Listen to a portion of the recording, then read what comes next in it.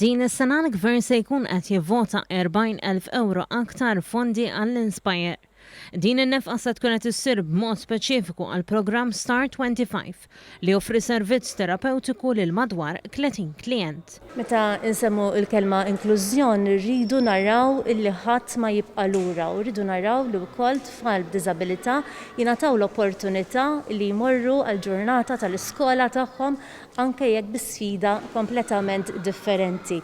Fi żjara li għamlet il-Ministru għall-Inklużjoni Julia Farrugia Portelli spjegat li issa l-Gvern se jkun qed jalloka aktar minn 800,000 euro sabiex diversi persuni b'diżabilità jkunu jistgħu jkomplu juru l-abilitajiet tagħhom fid-diversi servizzi li toffri l-Inspire.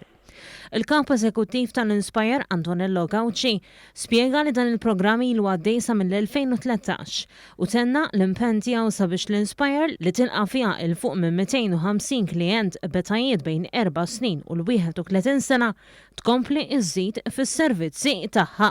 Is-support li qed jagħti l-Gvern għal dan il-programm ħajkompli itejjeb dak li qed naħdmu. Ġifieri inna nofru da servizz mill-2013 fuq dan il-programm partikolari. Naturalment il-commitment tal-Gvern jgħinna biex aħna nkunu nistgħu nippreparaw ruħna u anki nippjanaw il-futur għal dal-programm.